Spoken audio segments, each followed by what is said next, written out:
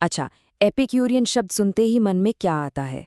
शायद बड़ी बड़ी दावतें, शान और शौकत, है ना? लेकिन आज हम बात करेंगे उस फिलोसोफर एपिक्यूरस की, जिनकी असली कहानी उससे बिल्कुल अलग है जो हम सब सोचते हैं। सच में, एक पल के लिए सोचिए, ये शब्द एपिक्यूरियन दिमाग में कैसी तस्वीर बनाता है। ज्यादातर लोगों के लिए ये कुछ ऐसा दिखता है।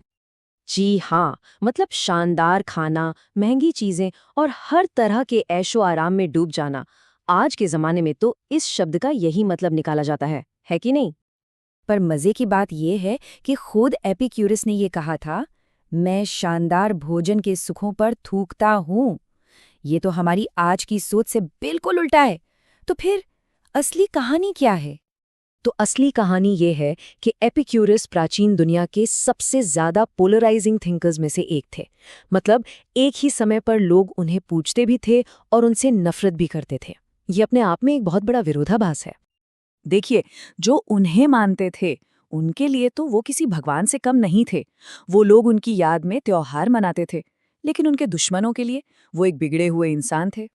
कोई सोच सकता है कि किसी से इतनी मोहब्बत और इतनी नफरत एक साथ कैसे हो सकती है? ये तभी होता है जब किसी के विचार उस समय की सोच को सच में हिलाकर रख दे। तो सुख को लेकर उनका वो असली आइडिया था क्या, जिसने इतना हंगामा खड़ा कर दिया? चलिए, अब उनकी फिलॉसफी के सबसे बड़े रहस्य से पर्दा उठाते हैं। ये है उनकी फिलॉसफी का सबसे बड़ा राज। उनके लिए खुशी का मतलब अच्छी चीजें जोड़ना नहीं था, बल्कि बुरी चीजों को अपनी जिंदगी से हटाना था।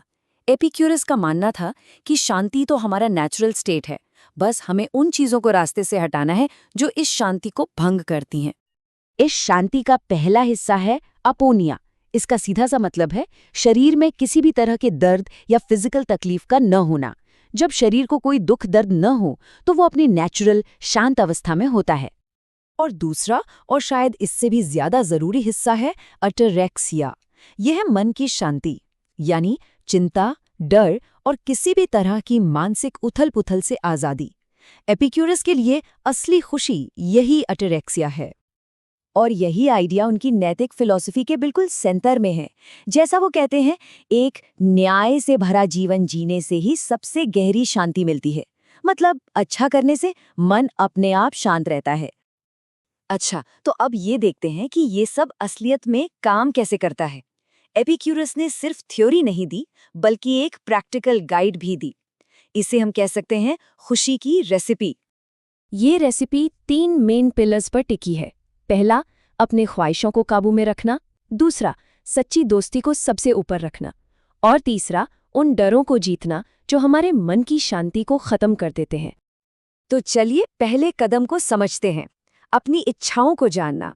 एपिक्यूरस का मानना था कि हमारी ज्यादातर तकलीफें हमारी अधूरी ख्वाहिशों की वजह से होती हैं। तो उन्होंने इच्छाओं को 3 हिस्सों में बांट दिया। पहली, जो नेचुरल भी है और जरूरी भी। दूसरी, जो नेचुरल तो है पर जरूरी नहीं। और तीसरी, जो पूरी तरह से बेकार और खोखली हैं। उनका फॉर्मूला सीधा था, पहली वाली को पूरा करो, दूसरी वाली का मजा लिमिट में लो, और तीसरी को तो भैया पूरी तरह से नजरअंदाज करो।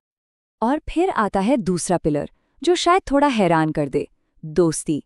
एपिक्यूरस के लिए दोस्ती वो सबसे कीमती चीज थी जो कोई भी इंसान हासिल कर सकता था, पैसे, शोहरत या ताकत से भी कहीं ज्यादा। क्यों?